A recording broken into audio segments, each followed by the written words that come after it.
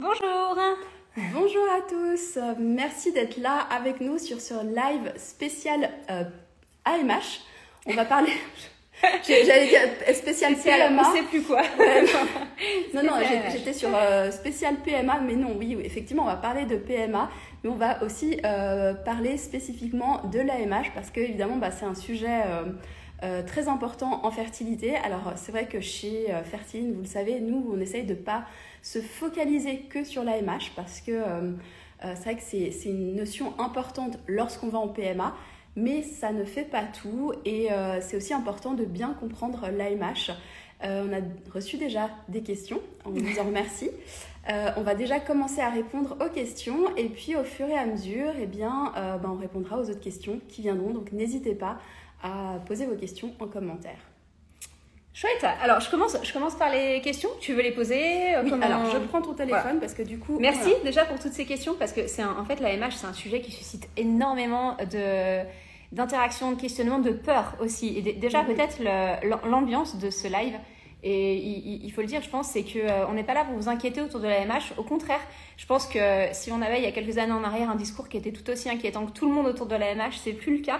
Aujourd'hui, on a un discours qui est plutôt rassurant. Et c'est pas parce que vous avez une AMH basse que vous serez jamais maman en fait. Il y a plein de perspectives à envisager, il y a plein de choses à faire. Et on voit effectivement qu'il y a des choses qui peuvent beaucoup améliorer l'AMH. Et maintenant, il y a quand même une chose qui va guider tout ce live, c'est que on n'a pas non plus une clarté absolue sur les éléments clés qui améliorent l'AMH. Ni nous, ni personne d'ailleurs sur le plan scientifique. Et souvent c'est multifactoriel en fait. Et c'est ça le truc en fait. C'est parce que concrètement, souvent vous nous dites mais qu'est-ce qu'il faut faire précisément? Qu'est-ce qui précisément va améliorer l'AMH? Nous, ce qu'on constate, c'est que quand on met beaucoup de choses en place, que ce soit sur le plan nutritionnel et que ce soit aussi sur le plan nutritionnel, sur le plan de la complémentation du mode de vie, on va souvent avoir une amélioration de l'AMH, mais par contre, d'avoir la certitude de savoir quel est exactement ce qui a fait bouger l'AMH, c'est très difficile à savoir et surtout, fort probablement, c'est la combinaison de tout. Alors, on a reçu certaines questions en nous demandant vitamine un tel, ça peut aider. Oui, dans l'absolu, il y a certaines études qui ont montré qu'une vitamine ou une autre peut améliorer certaines choses. Et c'est logique parce que ces vitamines, on en parlera, peuvent améliorer des choses qui vont faire bouger elles-mêmes l'AMH, mais il n'y a pas que ça. Ces bases scientifiques, on va vous en parler. Il y a deux, trois petites bases scientifiques, mais encore une fois, c'est des niveaux de preuve qui sont bas comme toujours entre la nutrition et les problématiques de santé, parce que tout simplement, en fait, la nutrition, c'est quelque chose de général, c'est un modèle, c'est pas une molécule, c'est vraiment un modèle qu'on va appliquer avec beaucoup de changements dans l'environnement. Et du coup, on a du mal à percevoir quel élément a vraiment pesé dans la balance. C'est pour ça que, et d'ailleurs, à mon avis, il n'y a pas un élément qui pèse dans la balance, c'est vraiment une combinaison d'actions qui font que tout l'interne de l'organisme se porte mieux, s'équilibre mieux, se dynamise mieux. Et en fait, pour tous ceux qui attendent un niveau de preuve scientifique hyper haut sur telle attitude va générer ça, on l'aura jamais en nutrition. En fait, je pense que c'est vraiment une illusion et c'est un fantasme de croire ça. On l'aura jamais. On pourra l'avoir sur un élément ou un complément ou quelque chose comme ça, alors, mais maximum, pas en tout cas sur une attitude générale. Il y a certaines petites études qui sont faites, notamment sur trois vitamines ensemble. On peut voir certaines sur le myo-inositol, par exemple, ou sur maximum 3. Ouais. Je sais que c'était maximum 3. Tout simplement aussi parce que les études, ça coûte cher. Donc, il faut qu'il y ait quelqu'un qui finance les études. Et du coup, pour financer les études, il faut qu'il y ait quelqu'un à qui ça bénéficie, en fait, ces études. Et souvent, c'est les laboratoires pharmaceutiques. Et les laboratoires pharmaceutiques vont travailler souvent sur une molécule ou 2-3 à la fois. Mais c'est très difficile, surtout dans les vitamines, parce que c'est pas un laboratoire pharmaceutique. Une vitamine, c'est une vitamine, vous pouvez l'avoir de tous les laboratoires. Donc, ça va bénéficier à personne. Du coup, ce n'est utile à personne. Et personne va investir pour aller voir ce qui peut améliorer les choses. Et c'est vrai que c'est très frustrant. Ça l'est frustrant pour vous, c'est pour nous. La seule chose qu'on peut vous dire, c'est que en travaillant sur le multifocus, en comprenant les situations, on arrive à améliorer les situations, à avoir des grossesses, même avec des AMH qui sont quasi inexistants, sans les redoser souvent. Donc voilà, c'est un petit peu ça pour le dire, pour le côté niveau de preuve.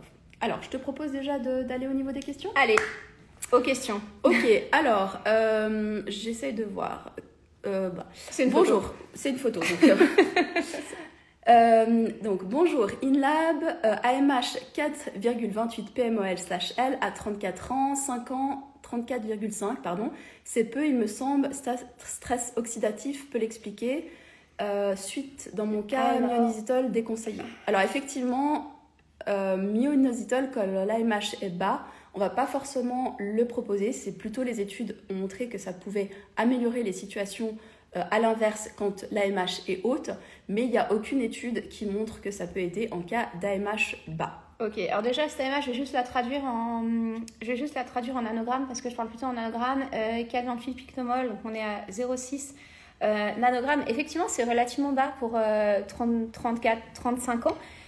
C'est en dessous de la norme, mais encore une fois, pas de focus AMH en mode désespéré. Hein. Je pense que l'AMH est juste un constat de l'énergie à disposition des ovaires, de la capacité de l'ovaire à fonctionner sur les 6 mois qui suivent, sur les 3 à 6 mois qui suivent à peu près. Donc c'est ça, hein, la perspective de l'AMH. Et du coup, oui, c'est bas et l'objectif, ce serait de l'améliorer, de la remonter un petit peu et surtout de favoriser une conception soit naturelle, soit en PMA en faisant tous les ajustements nécessaires. Donc, en fait, pour moi, le critère de l'AMH, c'est pas du tout le seul critère décisif pour un parcours de conception. Ce qu'on doit connaître, c'est quel est le taux d'AMH, mais quel est aussi le comptage folliculaire, quel est le taux de FSH et quelles sont les perspectives en termes de médecine de la reproduction. Est-ce que la perspective, c'est d'avoir une conception naturelle? Est-ce que la perspective, c'est de faire une insémination? Est-ce que la perspective, c'est de faire une FIV? Et bien évidemment, les conseils vont changer en fonction de la perspective. Donc, la question, en fait, c'était est-ce que le stress oxydatif peut expliquer ça? Oui, tout à fait. Enfin, pas que. À mon avis, c'est trop simple de se dire c'est que l'oxydation qui va expliquer qu'une AMH soit abaissée. Une chose est sûre, c'est qu'un stress oxydatif important, ça correspond à un vieillissement accéléré de tous les systèmes, de toutes les cellules, de tous les systèmes. Et bien évidemment, une AMH qui baisse ou une AMH qui est trop basse, ça veut dire que notre système ovarien a un vieillissement accéléré par rapport à ce qu'il devrait avoir. Donc, bien évidemment, il faut régler ce stress oxydatif. Est-ce que le régler va suffire seul à optimiser l'AMH? Peut-être, peut-être pas. Peut-être qu'il faudra amener d'autres ressources parce que souvent, quand une AMH baisse, non seulement on peut avoir des phénomènes d'oxydation, d'infection de fond qui créent de l'oxydation, qui créent de l'inflammation, qui font vieillir les systèmes plus vite, hein, clairement. Et on peut avoir aussi des problématiques un petit peu de déviation hormonale, de déficits hormonaux et qui peuvent être aussi indépendants de l'oxydation. Donc probablement, il faut considérer en fait tout avec un grand angle et une vision large. Hein. Souvent, ce qu'on fait, par exemple, quand on va accompagner une femme qui a une AMH qui est relativement basse, on va se poser la question, quels sont les éléments qui contribuent à cette AMH basse? Est-ce qu'on a potentiellement de la déviation hormonale? Est-ce qu'on a de l'oxydation? Est-ce qu'on a de l'inflammation chronique? Est-ce qu'on a des infections froides? Est-ce qu'on a un stress mal géré? Comment est le système hypothalamo-hypophysaire? En fait, manque de ressources aussi. Un manque de ressources. En fait, on va considérer toutes les cases. C'est un mélange entre cases et coches. Toutes les cases qu'on doit cocher pour avoir une AMH bonne en réalité et pour avoir des ovaires qui sont en pleine forme. Et on va regarder quelles cases sont cochées et quelles cases ne sont pas cochées. Et à mon sens, c'est ça le bon raisonnement. C'est de se dire, ok, pour avoir une AMH qui tient, on doit avoir et ça, et ça, et ça, et ça, et ça, et ça. Et qu'est-ce qu'on a là, actuellement, dans cette situation? Eh bien, il nous manque ça, il nous manque ça, il nous manque ça. Et c'est souvent comme ça qu'on va raisonner et puis qu'on va pouvoir avancer sur une stratégie efficiente. Sachant que ça met quand même du temps. L'AMH bas, une situation d'IOP, c'est une situation qui est la plus longue à rectifier. Il ne faut pas penser en 1-2 ans. Alors c'est vrai qu'on est toujours un peu stressé parce qu'on se dit que l'AMH va diminuer avec l'âge, ce qui n'est pas forcément le cas puisque nous on l'a déjà souvent vu, des AMH qui augmentent plutôt avec l'âge, avec finalement l'ajout de ressources, avec l'ajout d'équilibre. Donc ne pas trop stresser parce qu'évidemment le stress va aller en sens contraire. Et ne pas que focaliser sur l'AMH parce que de nouveau, l'AMH basse n'explique pas tous les défauts de fertilité. Je voulais reprendre dans ma situation quand j'ai eu moi ma fille, j'avais une AMH qui était à 0,56, donc à peu près la même que vous. J'avais 33 ans, donc un an et demi de plus que vous. Et par contre, j'avais beaucoup travaillé sur la qualité. Et j'ai quand même pu avoir 6 ovocytes et 5 embryons à J5. Donc, si on a vraiment une bonne qualité et qu'on va se focuser dessus, c'est pas l'AMH en soi qui va poser problème. Et c'est vrai que ce qui est embêtant, c'est que souvent, quand on est dans un parcours d'infertilité, on essaye de trouver un coupable au défaut de conception. Et quand l'AMH est bas, on va dire c'est ça le problème. Et en fait, souvent, le problème est peut-être là, ou peut-être expliqué par ça, mais ça, c'est une conséquence finalement à d'autres problématiques. Et souvent, le problème est ailleurs, puisqu'on a des femmes aussi qui ont des AMH bas et qui peuvent avoir des enfants. Et d'ailleurs, on a passé une étude, on avait fait un post la semaine dernière sur le fait qu'on a regardé des femmes qui étaient fertiles et on n'a pas vu en fait différence d'AMH entre les femmes fertiles entre les femmes fertiles. La moyenne de l'AMH entre les femmes fertiles et les femmes en situation d'infertilité est la même. Donc en réalité, pour moi vraiment cette AMH qu'on prend comme un critère de fertilité absolue, cette idée-là doit vraiment être démontée complètement. Et on doit arrêter de s'anxiéter, c'est pas du tout français, on doit arrêter de s'angoisser autour. Nous avons des mots, genre. Oui, vraiment, c'est terrible, j'invente du vocabulaire. On doit arrêter de s'angoisser, en tout cas, autour de cette AMH. Et surtout, moi, je pense que le danger de ne considérer que l'AMH, c'est de passer à côté d'autre chose qui est plus grand, qui est plus important, et qu'on n'a pas vu, et de passer des années à passer à côté d'autre chose. Et ça, c'est un vrai danger. C'est pour ça que oui, l'AMH, c'est un des critères. Mais... Clairement, c'est pas le. Et puis, dans le cas de cette personne, vous avez fait une lab, donc ça veut dire que vous avez vu un peu. Alors j'ai vu qu'elle a écrit aussi et que justement dans son InLab, il y a pas mal de choses qui sont déréglées, mais vous n'avez pas encore eu l'interprétation du InLab, mais apparemment il y a du dérèglement oxydatif, immunitaire, peut-être hormonal, et donc l'interprétation de ce InLab va permettre déjà de mettre des mots sur ce qui se passe en termes de dynamique interne, de dynamique du corps. Et de pouvoir développer des stratégies pour remettre de l'équilibre. Et ça, c'est important parce qu'en réalité, comme dit Adva, chercher un coupable, c'est souvent le faux chemin, clairement. Il faut vraiment considérer que notre corps fonctionne hyper bien dans tous les domaines quand il est à l'équilibre sur tous les systèmes. Et l'objectif en conception, en préconception, c'est de remettre le corps à l'équilibre en fait. C'est uniquement ça. Donc du coup, s'il y a du dérèglement inflammatoire, du dérèglement oxydatif, du dérèglement immunitaire, du dérèglement hormonal, ok, on fait une soupe avec tout ça et on remet tout en place et ce sera bon pour le projet de conception et ce sera bon pour la grossesse, ce sera bon pour être une future maman et ce sera bon pour la santé en général. Donc en fait, aussi pareil, parce que moi je participe souvent et nous les superviseurs dans les accompagnements, on participe souvent au débrief des analyses biologiques, notamment au débrief après les InLab et je vois parfois qu'il y a tellement parfois d'éléments qui ressortent hors normes dans les InLab qu'on a des femmes ou des hommes qui paniquent en disant « mais je ne savais pas que j'avais tous ces dérèglements, ça m'inquiète ». Mais on est sur des analyses préventives en fait. Ce qu'on veut, c'est voir du déséquilibre. Et j'aurais envie de dire tant mieux en fait s'il y a du déséquilibre parce que avoir du déséquilibre, ça nous permet d'expliquer pourquoi ça ne marche pas. Si vous avez une situation d'infertilité et que vous ne comprenez pas, la seule chose que je vous souhaite, c'est de comprendre ce qui dysfonctionne. Parce que ça va vraiment... Et pouvoir le travailler. Et tout ce qu'on voit dans InLab, c'est des choses effectivement qui amènent de la compréhension et qui vont surtout amener des solutions derrière. C'est pas juste le fait de voir le dérèglement. Alors oui, c'est jamais agréable de savoir qu'on a des analyses qui ne sont pas bonnes, mais de toute façon, elles ne sont pas bonnes. Que vous les voyez ou pas, elles ne sont pas bonnes. Autant les voir et les traiter. C'est juste, l'analyse, c'est juste un révélateur du statut interne, clairement. Je retombe sur une autre question qui était par rapport à une FSH à 13. Oui. Comment faire pour la baisser? Parce que souvent, quand on voit une AMH, l'AMH, c'est une information. Et ça, c'est important à savoir, c'est que, ok, on peut avoir une AMH qui est basse, mais il faut regarder aussi le comptage folliculaire, la FSH, il faut regarder plein de choses aussi. Et la vraie IOP, parce que souvent on a des personnes qui sont en IOP, on a d'ailleurs eu un reel avec le docteur Martinac à ce sujet. La vraie IOP, c'est lorsque on a une FSH qui a plus de 40, une AMH qui est basse et lorsque on a une absence de règles. Ce qui est très peu le cas, finalement, les vraies IOP, il n'y en a pas tant que ça. En tout cas, les IOP qui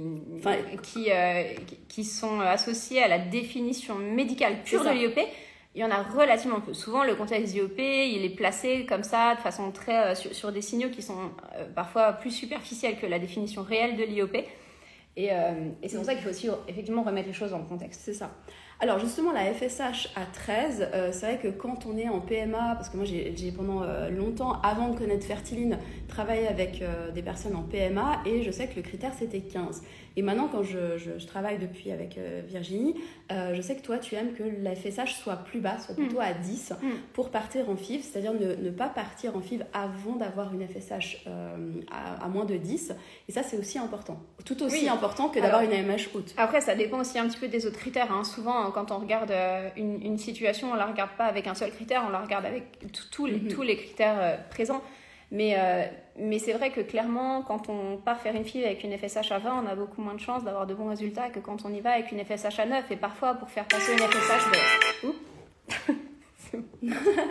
Et parfois, quand on fait faire passer une FSH de 20 à 9, ça prend 2 mois. Donc, on se dit, ok, est-ce qu'il vaut mieux pas prendre 2 mois, même si on est dans le cas d'une insuffisance ovarienne? Alors, il faut regarder tous les critères, encore une fois. Mais est-ce qu'il vaut mieux pas prendre 2 mois et aller en FIV avec des meilleurs critères, clairement.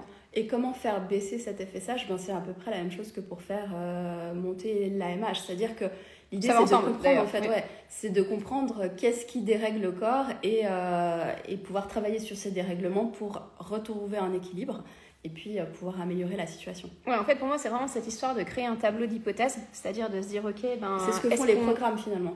C'est ce que font nos programmes. Ils permettent en fait, de repérer justement des signes de dysfonction. Et ce tableau d'hypothèse, c'est est-ce qu'on a potentiellement des déviations hormonales?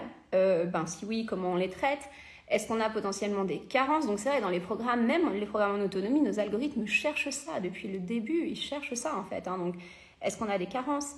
Est-ce qu'on a des situations de déviation hormonale? Est-ce qu'on a donc effectivement un manque de ressources? Est-ce qu'on a potentiellement des signes d'inflammation chronique? Est-ce qu'on a des signes d'oxydation chronique? Parce que au-delà des analyses, quand on a un statut oxydatif chronique, on a des signes, en fait. On tombe souvent malade, on a tendance à faire des taches cutanées, on va avoir tendance à avoir des cheveux blancs beaucoup plus rapidement. En fait, l'oxydation, ça donne des signes, et ces signes, ils sont tout de même repérables. Donc, un système qui s'oxyde, un système qui vieillit, ça donne des signes. Un système en inflammation donne des signes. Alors, peut-être le premier tri à faire, c'est quels sont les signes, et en fonction de ces signes, de traiter les priorités. Si on a plutôt des signes d'inflammation, de traiter en priorité l'inflammation. Si on a plutôt des signes de stress, de surmenage, de traiter en priorité le stress et le surmenage parce que ça va apaiser les systèmes et ça va donner beaucoup plus de ressources en fait au système hormonal.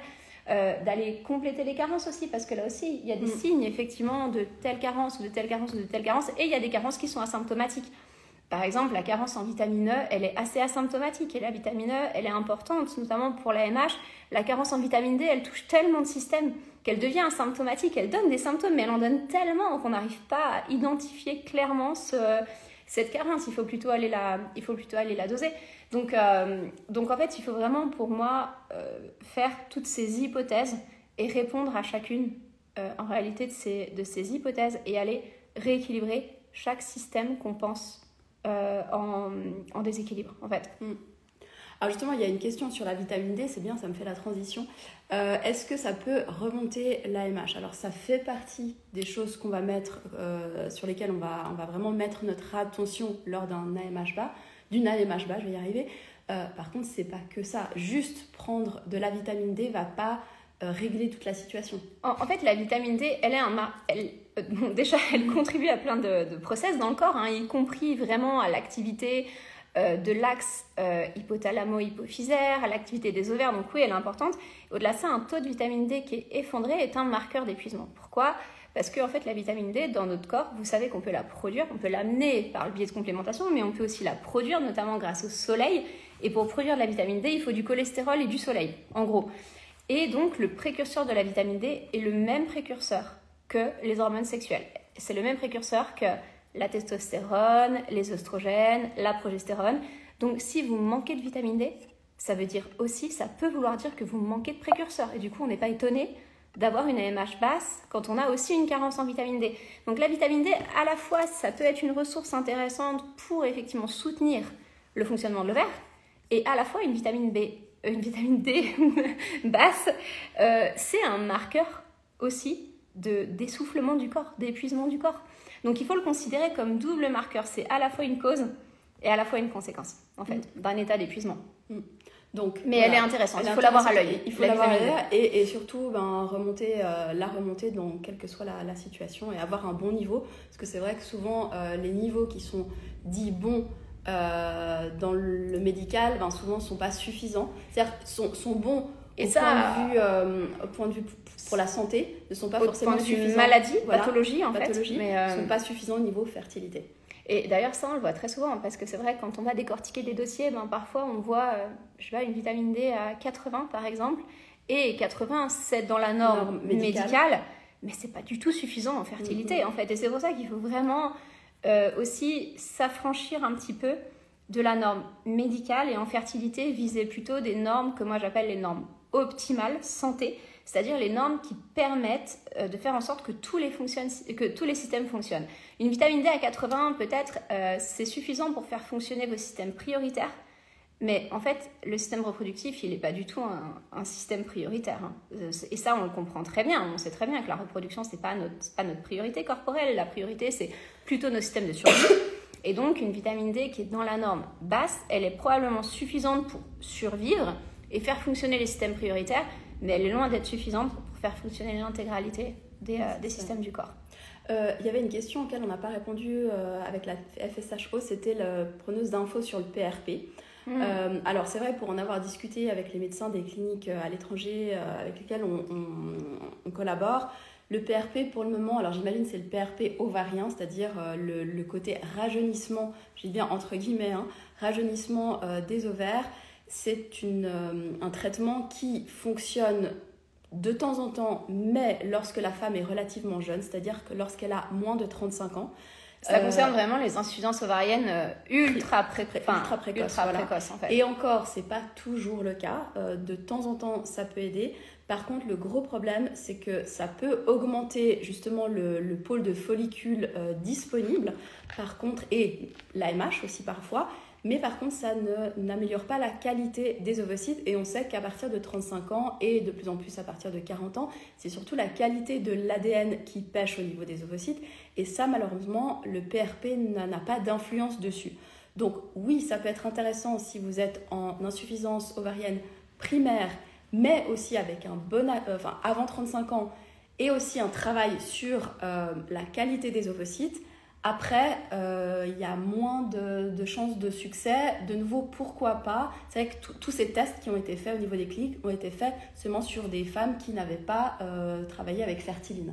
Donc on pourrait imaginer que peut-être que si vous avez un peu plus de 35 ans, vers 40 ans, que vous faites un PRP et que vous faites Fertiline en même temps, vous pourriez, mais de nouveau c'est une hypothèse et on ne pourra pas le prouver, même pas demain, même pas bientôt. Ça pourrait améliorer les choses. Même peut-être pas dans notre vie. Oui, voilà. C'est une hypothèse. En tout cas, ça nous paraît logique, mais on ne peut pas vous donner comment dire, on peut pas vous dire que pour sûr que ça le fera. En tout cas, les médecins sont très mitigés sur le PRP ovarien et encore une fois, je pense que toujours dans la fertilité, on attend le traitement qui va révolutionner l'AMH, qui va révolutionner les fausses couches. Encore il n'y a pas très longtemps, je t'ai envoyé une étude sur les... Des choses super intéressantes. Et nous, on est vraiment à la page scientifiquement, on va toujours regarder ce qui se passe dans la fertilité. Et à chaque fois, il y a ce truc, on a peut-être trouvé le traitement révolutionnaire de... Moi, j'y crois pas du tout. Je pense qu'on ne trouvera jamais de traitement révolutionnaire pour l'insuffisance ovarienne, révolutionnaire pour les fausses couches. Par contre, on va trouver des pistes, on va trouver des éléments intéressants, on va trouver des traitements qui fonctionneront chez certaines personnes, qui vont avoir un certain champ, effectivement, d'efficacité et de résolution de pathologie. Mais... on le voit très bien avec le PRP ovarien, on le voit très bien avec le PRP utérin aussi, endométrial. Alors ça marche déjà un peu mieux. Beaucoup mieux. Voilà. Et moi, je trouve le concept du PRP brillant. En soi, c'est génialissime sur le plan, technique, cellulaire, c'est incroyable. Mais par contre, effectivement, ça donne pas forcément les résultats qui étaient les résultats attendus, escomptés pour cette méthode. Et de nouveau, ça peut marcher pour certaines personnes. De nouveau, et ça, c'est aussi la spécificité chez nous, c'est qu'on est chacun différent. Donc, une femme qui a une AMH qui est basse et une autre, oui, vous avez en commun le fait d'avoir une AMH basse, mais le reste, c'est totalement différent. Vous avez un bagage totalement différent. D'ailleurs, on a parlé du bagage dans notre premier webinaire de l'année, si vous voulez aller voir, de pourquoi nous et pas encore eux, c'est-à-dire pourquoi nous, on est en infertilité et eux, pas encore. Donc il y a une question de bagage, il y a une question de vie, Donc vous avez une situation différente. Donc pour deux femmes qui ont une AMH différente, on va traiter la situation de manière différente. Et comme tu l'as dit au début du live, on ne saura pas in fine qu'est-ce qui va faire pencher la balance, mais c'est fort probablement tout en même temps, ou peut-être 2-3 trucs, mais en fait l'idée c'est de combiner tout, de regarder les différents dérèglements et de cocher les cases qui paraissent déséquilibrées. Ouais. Il y a cette question aussi que je trouve assez intéressante parce que c'est une vraie grosse question quand même. Oui, alors AMH basse, est-ce qu'on passe forcément au don d'ovocytes? Et il y avait une autre question qui répond également, je vais prendre en même temps la question, c'est quels sont les meilleurs protocoles qui fonctionnent pour protocoles hormonaux? Alors j'imagine c'est en cas d'AMH basse aussi. Est-ce qu'on passe directement au don d'ovocytes? Et ça c'est aussi, est-ce que vous avez fait une capsule, il me semble, avec Daniela sur quand passer au don d'ovocytes? Oui, il y a des critères. Je ne sais pas si elle est sortie déjà, mais effectivement il y a des critères qui sont relativement clairs pour passer au don. Maintenant le don d'ovocytes il est proposé très vite quand la MH est basse, et il est proposé très vite surtout s'il n'y a pas de réponse à la stimulation, parce qu'au bout d'un moment... le corps se fatigue. C'est pour ça que c'est difficile de répondre comme ça. C'est pas parce que l'AMH est basse qu'il faut passer au don d'ovocytes. Effectivement, ça dépend aussi de la situation de la femme, de l'épuisement dans lequel elle est. Si c'est pour continuer des protocoles, 4 protocoles qui ne marchent pas et que vous n'allez rien changer, effectivement, fort probablement, c'est peut-être bien de passer au don d'ovocytes. Attention quand même, parce que ce qui peut faire que les FIV ne marchent pas, pourrait faire également que le don d'ovocytes ne marche pas. C'est-à-dire que si les FIV ne marchent pas, c'est peut-être qu'il y a du dérèglement immunitaire, vasculaire, que les hormones ne sont pas bien. Et du coup, tout ça peut aussi être mauvais pour le don d'ovocytes. Donc, en fait, quand l'AMH est abaissée, l'AMH c'est un marqueur vraiment de fatigue d'un système, et on peut imaginer que d'autres systèmes soient fatigués ou que tout le système hormonal soit fatigué, et que ça peut aussi un contexte d'implantation. C'est pour ça que ce raisonnement hyper simple de on n'a pas d'ovocytes, on remplace l'ovocyte, on peut le comprendre sur le plan théorique, mais dans la pratique, il faut vraiment s'assurer que l'effondrement hormonal ne touche pas aussi d'autres systèmes, tout le contexte d'implantation. Et ça c'est quand même important. Et après, avant de savoir si on doit passer au don d'ovocytes ou non, il faut tout de même, à mon sens, tenter. Aussi notamment d'autres protocoles, justement. Plusieurs protocoles de FIV. Alors, plusieurs protocoles de FIV et peut-être des protocoles de FIV un peu plus doux. Parce que c'est vrai qu'il y a aussi cette idée, et maintenant je sais que c'est de plus en plus en France, mais en tout cas à l'étranger, il y a eu cette idée toujours, AMH élevé, on va stimuler peu, AMH basse, on stimule très fort. Malheureusement, si un système, parce que c'est même pas plus que l'ovaire, c'est vraiment le système est fatigué, on lui donne une grosse dose de stimulation, c'est-à-dire qu'on veut en fait pousser la machine qui est déjà fatiguée d'une manière extrême. Cette machine, elle va plus répondre, elle va être complètement HS. Donc, vaut mieux dans ce cas-là pousser un petit peu moins la machine, aller sur des protocoles plus doux, des FIV douces. Ça, c'est beaucoup fait à l'étranger justement. Et pourquoi pas faire une dual steam pour essayer en fait d'autres protocoles qui pourraient vous donner une chance d'avoir des ovocytes avec vos propres gamètes. Et après, c'est aussi une question d'âge. Parce que faut savoir aussi, selon l'âge, on sait qu'on peut améliorer la qualité de l'ADN, mais il y a un certain âge, à partir d'un certain âge, ça devient de plus en plus difficile. Il y a aussi une question aussi de comment on se sent soi-même. J'ai aussi eu des personnes qui me disaient, écoutez, moi je n'en peux plus avoir des stimulations et de ne pas savoir ce que va donner la stimulation, je n'en peux plus, j'ai besoin, je ne supporte plus les stimulations. Dans ce cas-là, on passe au don d'ovocytes. C'est toujours... Qu'est-ce qui est le plus compliqué en fait? C'est ça. En fait, au moment où on se sent vraiment saturé par les stimulations et que finalement on fait des stimulations qui ont un effet très délétère sur le corps en ayant très peu de résultats, c'est une vraie indication pour moi à passer au don d'ovocytes. Et d'ailleurs, la seule personne qui peut décider de passer au don d'ovocytes, c'est pas votre médecin, c'est vous-même. En réalité, c'est à quel point vous êtes prête, où vous en êtes dans votre parcours, à quel point c'est important pour vous ou non. On sait qu'un ovocyte, sur le plan épigénétique, ça représente très peu, ça représente 5% à peu près de ce que sera le futur enfant, c'est très très peu. Mais à quel point on en est au niveau de à quel niveau on en est au niveau de ce passage, et vous êtes vraiment garant, vous, de cette décision.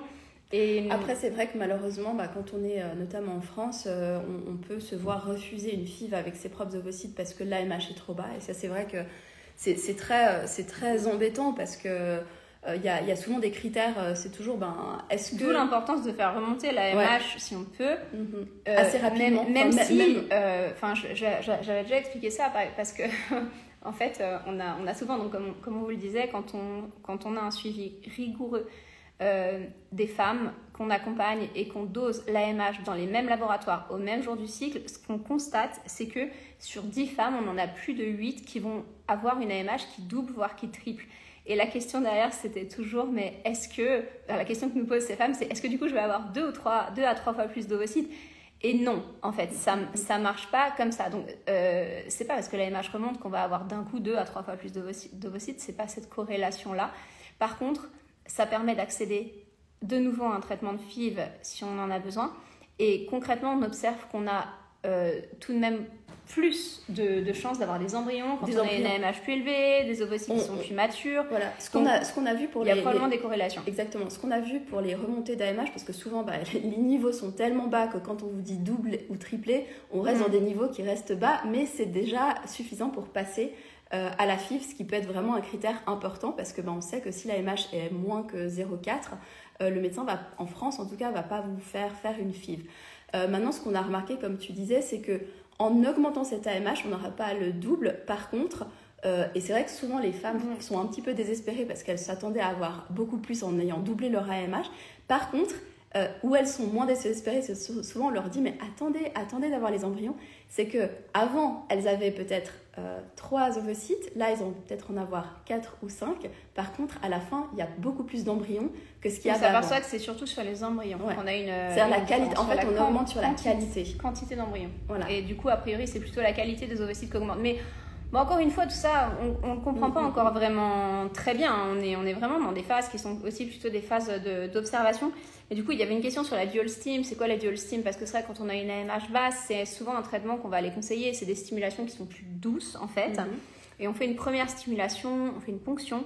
Et 5 jours après, on reprend, en fait, un protocole de stimulation toujours doux pour faire une deuxième ponction. Et en fait, ça permet d'avoir une partie... En fait, ça permet de commencer à stimuler des follicules qui sont tout début de croissance. Puisqu'en réalité, la maturation folliculaire, elle reprend au moment où on a ovulé. Au moment où vous avez ovulé, vous avez des tout petits follicules qui vont se remobiliser.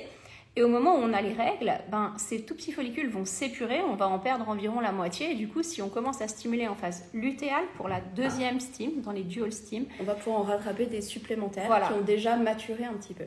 En fait, on va avoir un pool d'ovocytes beaucoup plus gros sur la deuxième stimulation. Donc, c'est très pertinent dans le cadre des IOP. Et ce que nous disait le médecin aussi de Vida Fertility avec qui on collabore, c'est qu'ils ont remarqué que ce deuxième pool était plus qualitatif.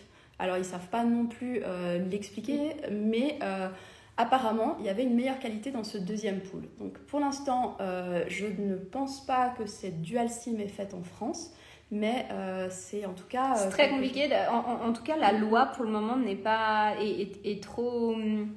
Enfin, c'est vraiment une zone grise, en fait, la dual sim pour la loi française sur la PMA, la bioéthique. Mais à l'étranger, effectivement, ça devient une pratique de plus en plus courante et c'est vraiment pas mal. Alors, après, il y avait... Bon, on n'est plus tellement dans le contexte, mais c'était par rapport à Matrice... Je crois que c'était la prochaine. J'ai remonté... Ah, ok. Ah oui, ok. Ouais, j'ai remonté les questions. Alors, Matrice Lab et qu'est-ce qu'on fait quand il y a une suractivité immunitaire ? Alors, c'est pas vraiment le sujet. Par contre, la suractivité immunitaire peut occasionner aussi un problème au niveau de l'AMH. On sait que souvent, d'ailleurs... en fait, une hyperactivité immunitaire, ça crée de l'oxydation, déjà, de base. Donc, si on a une AMH plus une hyperactivité immunitaire connue, il faut absolument la traiter pour limiter justement les risques d'oxydation. Et déjà, quand on fait un examen Matrice Lab, ça concerne l'immunité endométriale. L'immunité endométriale, elle est très spécifique. Matrice Lab, c'est un examen qui est rodé. Moi, la seule chose que je vous conseille déjà dans un premier temps, c'est de réaliser le protocole qui est conseillé par votre médecin dans le cadre de cet examen, puisque pour moi, c'est toujours la personne qui a demandé les analyses gère les résultats. Ça, c'est vraiment important. Alors, souvent, nous, on va amener nos yeux sur des dossiers qui ont déjà été interprétés par les médecins et sur lesquels nous, on va amener notre regard, par exemple, dans les accompagnements, mais les dossiers ont déjà été interprétés. Et c'est pour ça que pour moi, Matrice Lab, c'est vraiment le médecin qui fait Matrice Lab qui va donner le protocole. Par contre, derrière, si on voit qu'il y a du déséquilibre sur l'immunité endométriale, c'est peut-être pertinent d'aller chercher des éléments supplémentaires des renseignements supplémentaires sur l'immunité globale, parce que notre immunité, elle n'est pas bête, si elle systémique. Si elle se déséquilibre, c'est qu'il y a un problème, en fait. Hein. Elle réagit, notre immunité, elle est réactive à un problème. C'est comme vous, si vous vous mettez à courir, c'est que vous avez un objectif ou un problème. Vous n'allez pas vous mettre à courir pour rien. Donc votre immunité... Pourquoi elle est en activité? Pourquoi elle n'est pas équilibrée? C'est qu'il y a un problème. Et du coup, c'est une information qui est pertinente à aller chercher et que effectivement MatriceLab ne vous donne pas. MatriceLab donne un traitement justement d'évolution rapide, locale, d'évolution rapide de l'immunité locale qui parfois marche, qui parfois marche pas. Et en fait, peut-être qu'il serait intéressant d'aller chercher d'autres éléments. Et dans ces autres éléments, déjà, je pense que quand on a de l'hyperimmunité, la première chose à faire, c'est d'éviter de stimuler l'immunité. Parce que souvent, je vois des femmes qui, encore il n'y a pas très longtemps, je ne sais plus, on avait fait un live et puis plusieurs personnes ont posé la question, mais est-ce que ce probiotique est bien ou celui-là ou celui-là? Et la majorité des probiotiques qui existent sur le marché sont des probiotiques de défense immunitaire. Alors, en fait, quand vous allez prendre un probiotique en fertilité, n'allez pas prendre un probiotique de défense immunitaire si vous êtes en hyperimmunité. Ça n'a aucun sens. Ça va renforcer en fait votre immunité. Ça va lui donner encore plus de force. N'allez pas prendre du zinc en excès, du sélénium en excès si vous êtes déjà en hyperimmunité. N'allez pas consommer des substances de stimulation immunitaire. N'allez pas prendre de la vitamine C à outrance. Donc en fait, il y a aussi tout un raisonnement logique et qui me semble être une base dans l'hyperimmunité, mais qui ne l'est pas, c'est sûr, parce que je vois souvent des erreurs là-dessus. Et d'ailleurs, je vois même énormément d'erreurs de professionnels, de thérapeutes, en fait, de naturopathes ou de nutritionnistes, qui, chez des personnes qui ont un statut d'hyperimmunité, vont aller conseiller des stimulants immunitaires. Et là, je me dis, mais on est à côté de la plaque, complètement. Et donc, du coup, faites attention à ça. Déjà, la première chose, si vous avez un statut d'hyperstimulation immunitaire, d'hyperimmunité, n'allez pas prendre des stimulants immunitaires. Ça, c'est déjà le basique, parce que sinon, vous allez renforcer ça et il faudra plutôt, justement, créer la balance inverse. Donc, l'objectif, quand on a de l'hyperimmunité, c'est de calmer l'immunité. C'est de la tranquilliser, de la rassurer, de la remettre en mode relax. Il y a plein de choses qu'on peut faire. Je peux vous citer 2 vidéos qui pourraient être intéressantes. Vous pouvez aller sur notre chaîne YouTube. On a plein de contenus qui sont gratuits. On a une vidéo qui s'appelle Immunité et fertilité ou infertilité. Voilà, vous tapez immunité. On a même un webinaire entier sur l'immunité et la fertilité. Voilà, et il y a aussi notre vidéo qui peut être intéressante où on vous explique la différence entre MatriceLab et FertilinLab. Parce que c'est vrai que MatriceLab donne certaines informations, mais quand il y a une suractivité immunitaire, l'idée c'est de comprendre pourquoi. Et là, FertilinLab peut être intéressant. Est-ce qu'une AMH à 34 ans une AMH à 34 ans J'imagine que c'est une AMH basse à 34 ans, mais il me semble que j'ai revu le chiffre de cette question. Je crois que c'était 1.4, quelque chose comme ça. Et 1.4 à 34 ans, c'est un poil bas. Et une AMH basse à 34 ans, alors c'est encore une fois, si on veut vraiment... 1.6. Ah, 1.6. Ok, 1.6. Donc 1.6, c'est limite bas. Après, de toute façon, c'est pas vraiment à nous d'établir le diagnostic d'IOP. C'est votre médecin, votre gynécologue qui doit établir le diagnostic d'IOP. Et à mon sens, l'IOP, au sens médical de l'IOP, il faut plusieurs critères. Il ne faut pas qu'une AMH basse. Il faut une AMH basse, il faut un comptage folliculaire bas, il faut une absence de règles. Enfin, il y a de nombreux critères.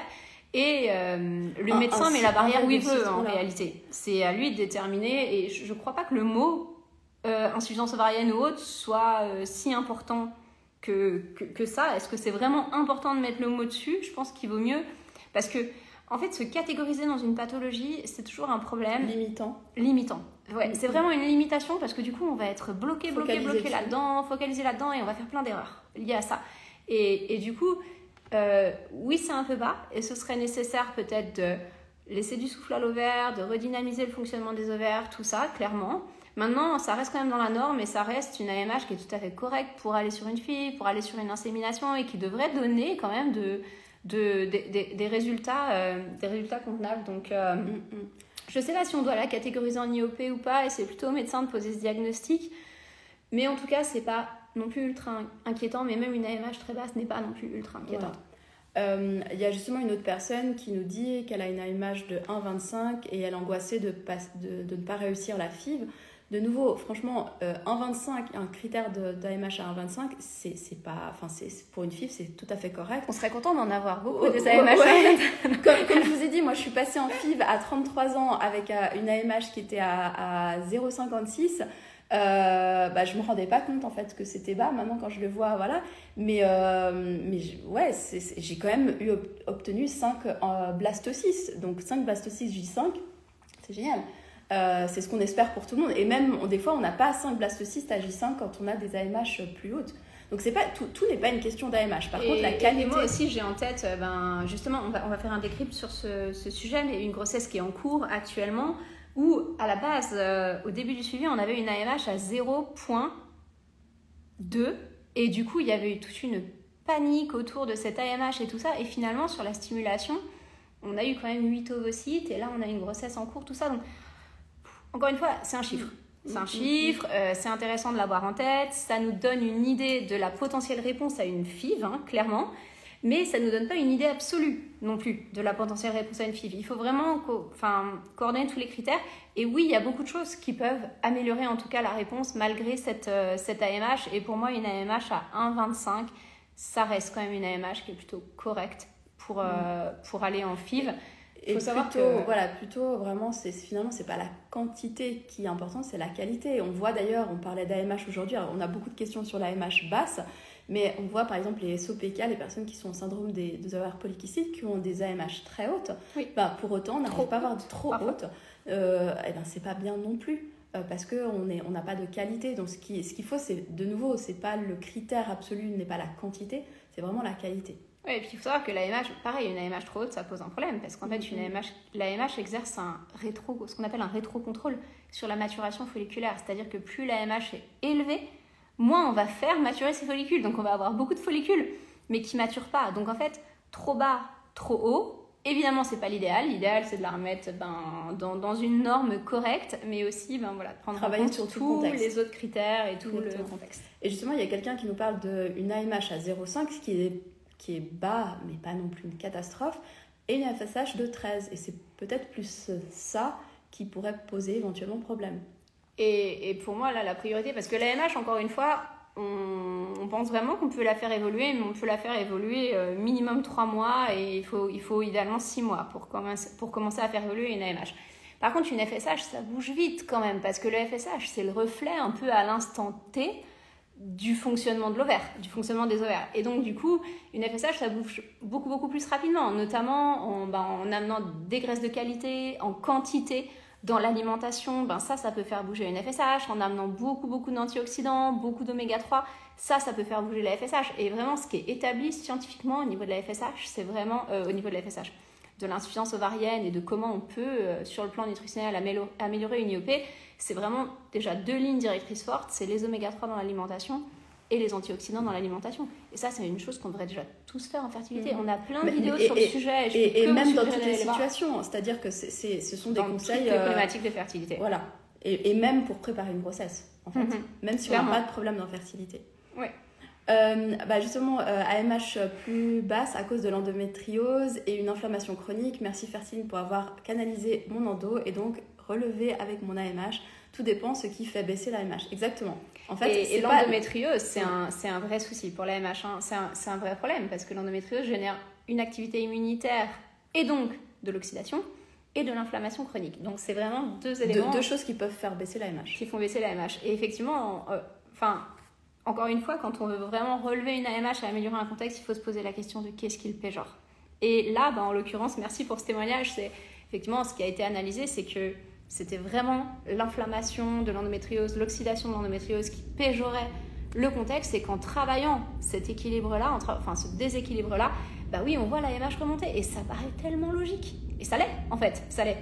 Parce que finalement, si vous avez un problème qui entraîne une conséquence, vous diminuez le problème, vous diminuez la conséquence. C'est assez logique. Et ne pas oublier aussi, messieurs, et ça on en parlera justement dans le décrypte, c'est que souvent quand on a une AMH basse, une des stratégies qui est importante, c'est aussi d'avoir un sperme qui est pas bon, mais très très bon. Donc vraiment travailler aussi sur la qualité du sperme, et on fera d'ailleurs un post bientôt. Le spermogramme, c'est pas le reflet de la qualité du sperme, c'est le reflet de certains facteurs de la qualité du sperme. Et si on fait pas certaines analyses, on peut passer à côté d'autres choses, et on peut se focaliser sur un élément qui est l'AMH. Et en fait, c'est pour ça que chez Fertiline, nous, on accompagne le couple. Souvent, on a des personnes qui disent, oui, mais c'est moi le problème, c'est moi qui ai un AMH pas.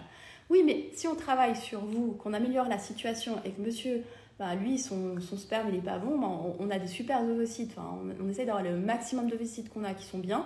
On a un sperme qui n'est pas au top. C'est dommage.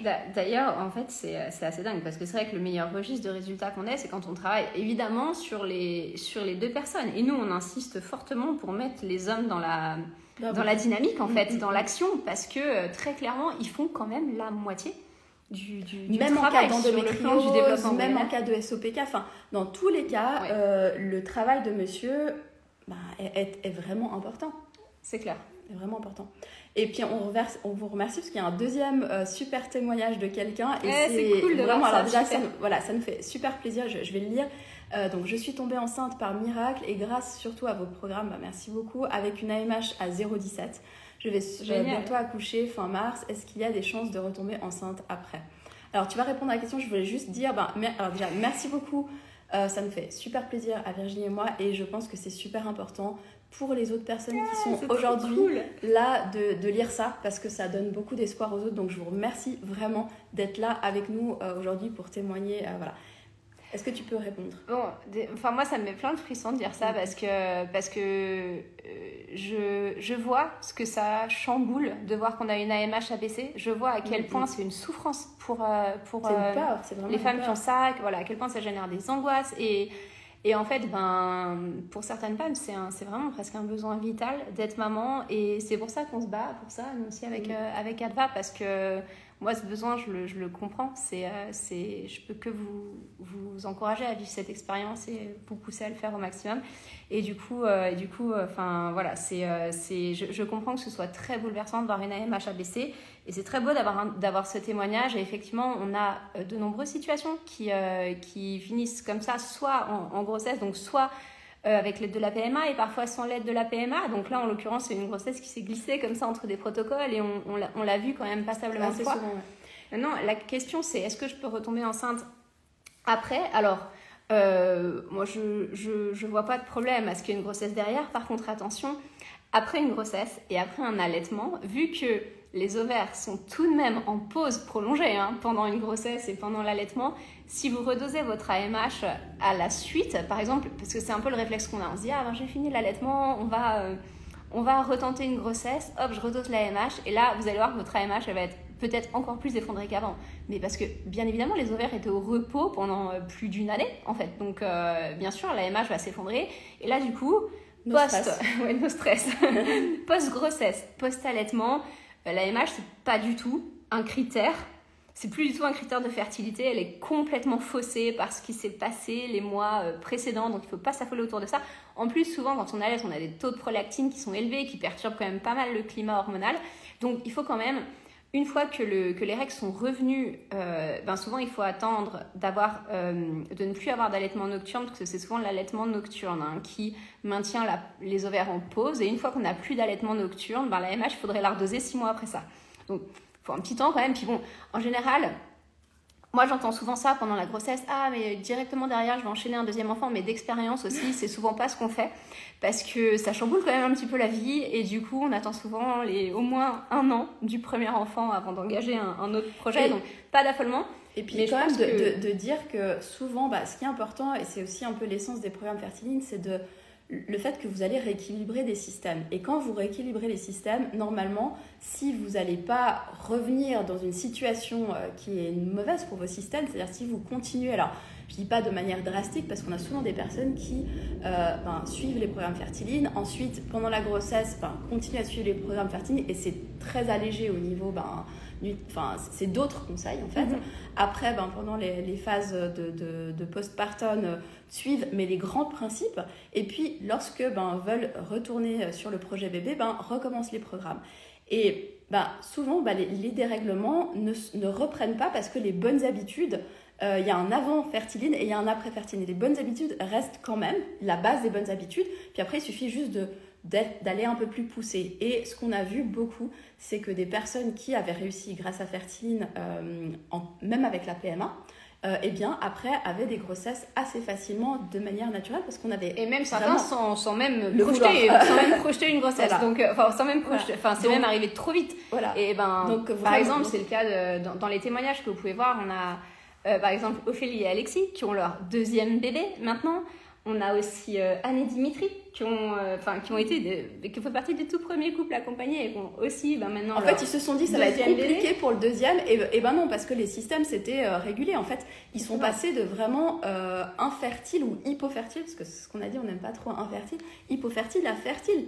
Et c'est une condition qu'ils n'avaient pas encore, psychologiquement, ils ne l'avaient pas encore perçue. Mais par contre, le corps, lui, il était bien clair sur le fait qu'il pouvait faire un bébé. Donc, en gros, l'AMH va s'effondrer après la grossesse, c'est normal, il ne faut pas la redoser tout de suite, ça ne sert à rien. Par contre, maintenez tout de même les apports en oméga 3 élevés, des apports en antioxydants élevés, la complémentation qui est bonne de toute façon pour la grossesse, pour l'allaitement et de la maintenir de façon chronique, ce qui va permettre de réengager une autre grossesse beaucoup plus facilement, parce que ça, souvent, c'est quand même une chose importante. Et il faut juste trouver le bon timing, parce qu'en fait, à la suite d'une grossesse, on a aussi une phase de tolérance immunitaire qui peut durer 1 année, parfois 2 années. Donc l'idéal, ce serait de retomber enceinte dans les 2 années. En tout cas, ça, ce serait top, parce que du coup, on n'a plus vraiment de travail de modulation à faire sur l'immunité. On a vraiment une fenêtre immunitaire intéressante à ce moment-là. Donc c'est tout à fait possible, et c'est même plus facile que la première, en général. Donc pas de désespoir par rapport à ça, plutôt plein d'espoir. Voilà. Y a quelqu'un qui a mis, mais c'est quelqu'un de chez nous, ça. AMH base, je vous invite à prendre un bilan de situation avec Amandine ou Sylvie, la première étape pour faire avancer enfin impulser. Alors, merci beaucoup pour ce commentaire. Vous nous aidez à faire notre travail, effectivement. Et en fait, Amandine et Sylvie sont 2 de nos ambassadrices qui ont aussi eu des grossesses avec des AMH très basses. Donc, elles sont là pour répondre à vos questions. Je ne sais pas qui c'est, en fait, qui a commenté ça, mais merci beaucoup. C'est vrai qu'on n'a pas forcément fait suffisamment. La première étape, effectivement, pour faire avancer votre projet, c'est de prendre un bilan de situation et discuter avec Amandine ou Sylvie qui ont pu améliorer leur situation. Et du coup, qui connaissent bien les insuffisances ovariennes. Exactement. Merci beaucoup, en tout cas. C'est bien, on nous propose. Alors, une autre personne. Bonjour, j'ai 26 ans et j'ai une AMH de 0,5, mais mon taux de FSH et LH est bon, pas de problème. Ai-je des chances de tomber enceinte naturellement ?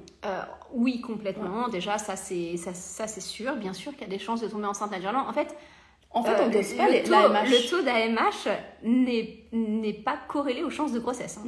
Et ça, il faut le savoir. En fait, on ne dose pas l'AMH chez les personnes qui n'ont pas de problème d'infertilité. C'est vraiment quelque chose qu'on va doser quand on est en situation d'infertilité.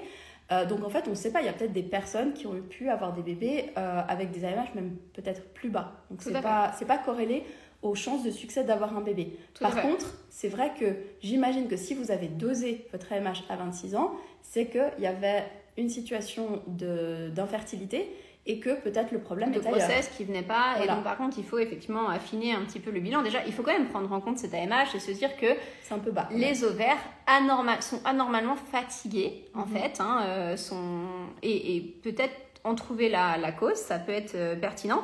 Et en fait, il faut savoir que l'AMH est une hormone ovarienne. La FSH et la LH sont des hormones hypophysaires. Donc déjà, ça ne vient pas du même système. Par contre, normalement, ces systèmes-là sont corrélés, ils fonctionnent ensemble. Mais parfois, ils se désynchronisent aussi un petit peu. Donc il y a probablement un truc à chercher en termes de désynchronisation hormonale. Mais tomber enceinte, oui, clairement. Mais il faudrait quand même comprendre pourquoi à 26 ans, il y a un taux si bas et se dire peut-être qu'il y a effectivement un manque de ressources, un problème immunitaire qui pourrait la faire baisser. Enfin, quelque chose qui fait baisser cette AMH plus qu'elle ne devrait être. Et ça évoque soit un vieillissement effectivement accéléré du système ovarien, soit clairement un état un petit peu d'épuisement. Donc c'est un élément clairement intéressant. AMH 1,7 à 34 ans, alors on a déjà répondu à peu près à une question comme ça. C'est pas de normes, mais franchement, encore une fois, les normes, mon Dieu, les normes. Ouais. C'est bien mieux que ce qu'on voit la majorité du temps. Il faut savoir que alors, dans les programmes en autonomie, j'ai plus les chiffres en tête, mais en tout cas, dans les accompagnements, ce qu'on voit souvent, nous, l'équipe thérapeutique et les dossiers qu'on passe souvent en supervision sur les insuffisances ovariennes, la majorité du temps, c'est des AMH qui sont entre 0 et 0,5. Donc, on n'a pas l'habitude de travailler avec des AMH très hautes, en réalité. Donc, c'est plutôt une AMH qui est relativement bonne. Ouais.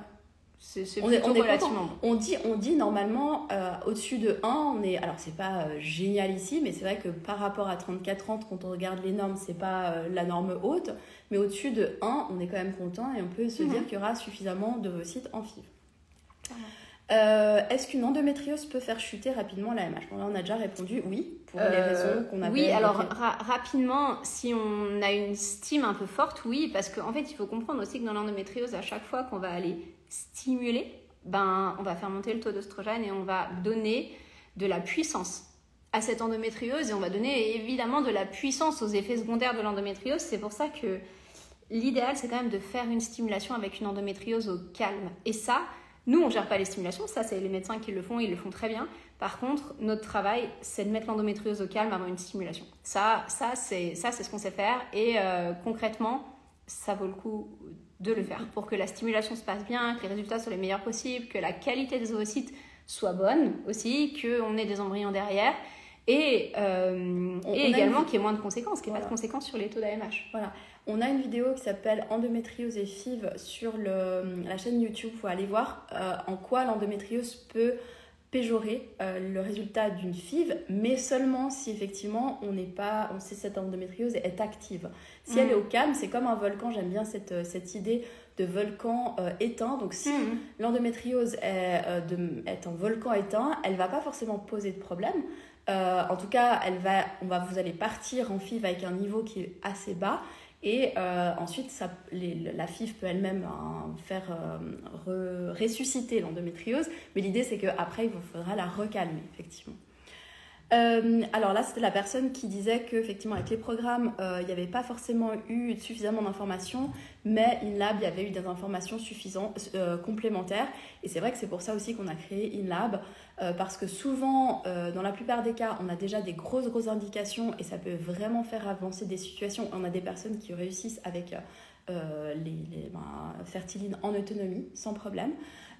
Et puis parfois les situations sont plus complexes. De nouveau, on est toutes différentes et il faut aller creuser un peu plus loin, avoir des résultats biologiques et puis vraiment comprendre le fond des choses. Donc c'est complémentaire et on ne peut pas savoir avant ce qu'il vous faudra. C'est comme en PMA, souvent c'est première stimulation, c'est un peu le test, puis après on voit si vous devez en plus avoir ce test. Souvent on nous dit mais pourquoi on ne fait pas tous les tests d'abord?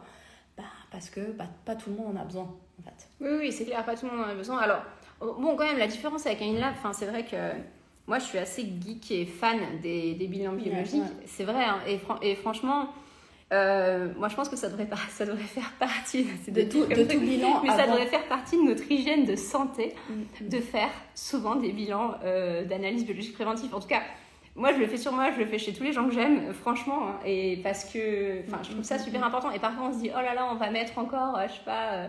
400 francs, 500 francs, 1000 francs là-dedans, ok, mais en fait, c'est sa santé. Il n'y a rien qui vaut plus que sa santé, concrètement.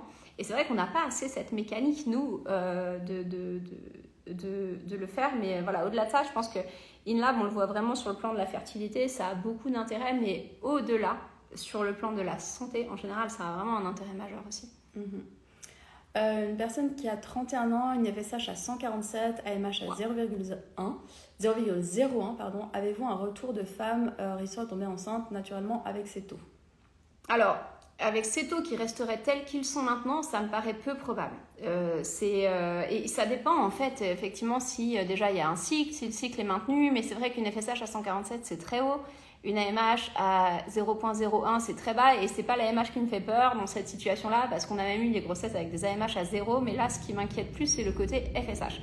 Maintenant, mais vous êtes hyper jeune, donc une FSH à 147 à cet âge, il y a probablement quelque chose qui l'explique. Et il y a probablement quelque chose sur lequel on peut agir. Maintenant, est-ce qu'on peut la normaliser ou non? J'ai pas la réponse. Je pense qu'il faut vraiment tenter des choses. Et je crois que la plus haute FSH qu'on ait normalisée totalement jusque-là, on était près de 100, ça devait être 85 ou 90, quelque chose comme ça. Et moi, quand j'avais vu le taux à la base, j'avais vraiment dit que je savais pas si on allait... Enfin, c'est vrai, des fois, on vous dit juste, on sait pas, en fait. Enfin, on n'est pas médium et par contre... On peut essayer. Et par contre, on peut essayer. Et moi, je suis vraiment... On a des outils pour essayer, puis c'est aussi un peu un... Comme on disait, il y a des cases à cocher, on va regarder qu'est-ce qui pourrait clocher, qu'est-ce qui pourrait, clocher. Et puis essayer de voir, on va rétablir les systèmes. Et de toute façon, c'est toujours bien de les rétablir parce que c'est pas normal en fait une FSH à 147. Donc comprendre pourquoi au niveau même de la santé en fait. Et puis on va essayer de... Pourquoi le système... Parce qu'en fait, une FSH à 147, c'est un système ovarien qui est vraiment en pause plus. Donc pourquoi ce système est complètement off? Pourquoi il est complètement en pause? Et la question à laquelle on va répondre en agissant, c'est est-ce que c'est définitif ou est-ce que c'est une pause transitoire? J'ai l'impression que ça bug. Qu'est-ce qui se passe? C'est bizarre. Est-ce qu'on est toujours en ligne? Oui. Ça va. Ok, bon, ça va. Ok. Donc en fait, je pense que à l'instant, avec cette FSH qui est très très haute, ça me paraît compliqué d'obtenir une grossesse. Maintenant, c'est pas, encore une fois, on n'est pas médium et c'est ce que je vous souhaite de tout cœur d'obtenir une grossesse, très clairement. Il faudrait savoir si les cycles sont toujours présents, quel est l'état du comptage folliculaire, est-ce que les cycles sont ovulatoires, même avec cette FSH très élevée. Et je pense qu'il faut tenter de la baisser parce que, quelque part. Je crois que nous, on ne sera jamais dans ce raisonnement de c'est trop compliqué, donc on n'essaye pas. Notre optique, c'est vraiment de se dire, tentons, et puis on verra. Par contre, c'est vrai que la FSH est haute et on n'a pas de certitude de pouvoir la normaliser, mais finalement, c'est toujours intéressant, effectivement, de tenter. Ne serait-ce que pour comprendre et voir jusqu'où, effectivement, on peut régler à nouveau le système. Qu'est-ce qui est un bon taux de FSH? Du coup, on avait dit 10. Plutôt en dessous de 10. Alors, en dessous de 15, c'est plutôt le taux médical qui est recherché. Voilà. Nous, on aime plutôt être en dessous de 10, clairement. Voilà, vous n'allez pas normalement partir en FIV au niveau médical en dessous de 15. Et nous, pour vraiment travailler sur la... alors de nouveau, on dit que la FSH, c'est aussi un espèce d'indicateur de la qualité des ovocytes. C'est très... Voilà, c'est très... grossier, mais nous on préférait aller sur du 10 plutôt que du 15. Et d'ailleurs on nous pose la question, quels sont vos conseils pour améliorer la qualité des ovocytes? C'est exactement la même chose que pour améliorer la LMH, c'est qu'en fait il faut comprendre pourquoi c'est déréglé, pourquoi, alors déjà prouver une qualité ou non des ovocytes c'est compliqué, ça on peut pas le faire. Par contre, on peut le voir si on fait une stimulation, que les ovocytes sont de mauvaise qualité, ne sont pas fécondables, etc. Et de nouveau, c'est de comprendre pourquoi ces ovocytes sont de mauvaise qualité. Est-ce que c'est une oxydation, une inflammation immunitaire? C'est ça. Pour moi, il y a quand même 3 éléments dans la qualité ovocytaire. Et souvent, en fait, on prend un truc général, la qualité de l'ovocyte, comme si c'était qualité verte ou qualité rouge. Mais non, en fait, il y a quand même plusieurs éléments. Il y a la qualité des membranes cellulaires qui peut être travaillée. Et ça, quand on a des ovocytes qui ont une mauvaise membrane cellulaire, on le voit parce qu'en général, ils ne sont pas très résistants. On a des moins bons résultats en ICSI qu'en fécondation naturelle. Ils se lisent. On a vraiment des problématiques qui sont clairement visibles au niveau des membranes pendant le développement embryonnaire. Quand on parle de qualité, on peut parler aussi de la qualité de l'ADN. Et dans ce cas, ça aussi, on a quelques éléments visibles, notamment au niveau du développement embryonnaire. On peut avoir des embryons qui vont avoir un ADN fragmenté, qui vont avoir des vacuoles et du coup qui sont de moindre qualité.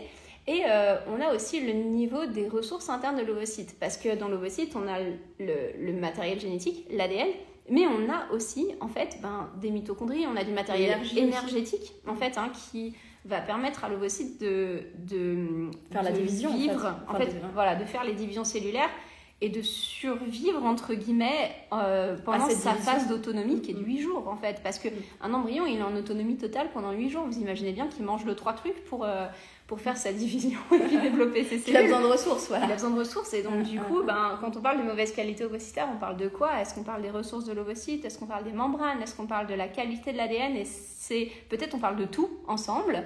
Et en général, nous, ce qu'on essaye de gérer, c'est tout ensemble. Ou alors, si on a des éléments spécifiques qui nous font penser que c'est plutôt les membranes qui posent problème, ou plutôt l'ADN, ou plutôt les ressources énergétiques, et bien évidemment, on va agir à ce niveau-là spécifiquement. Mais c'est large et du coup, pour vraiment améliorer la qualité d'un ovocyte, il faut améliorer tout ça. Il faut améliorer les membranes, il faut améliorer la qualité de l'ADN, sa stabilité et les ressources énergétiques de l'ovocyte. Là, la personne qui est en suractivité immunitaire sur Matrix Lab, qui a fait une lab, dit « Dans mon cas, je ne suis jamais malade, intéressant ». Et ça, c'est très intéressant parce que souvent, on a des personnes qui nous disent « Mais moi, je suis jamais malade ». Être jamais malade, c'est pas normal non plus, en fait. Et je vais prendre mon cas parce que moi j'ai des gros problèmes aussi avec une perturbation intestinale, etc. Il y a un moment j'étais j'étais plus du tout malade et maintenant j'ai fait des traitements et je me rends compte que je tombe de plus en plus malade. Et en fait, je me dis, c'est peut-être un signe que ça va mieux.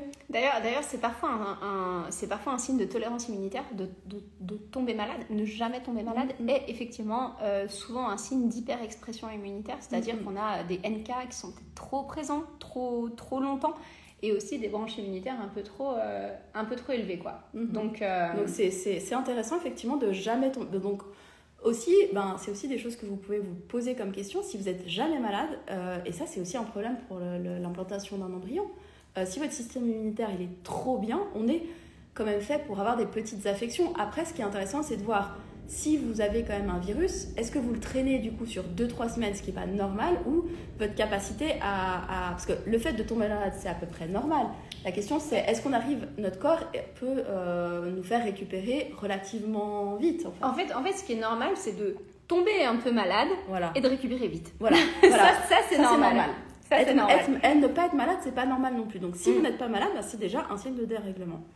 Donc ça c'était c'est Wardia effectivement qui a cette AMH très basse, FSH très élevé, pas de règles depuis. Oui, je suis vraiment en IEP effectivement. Oui.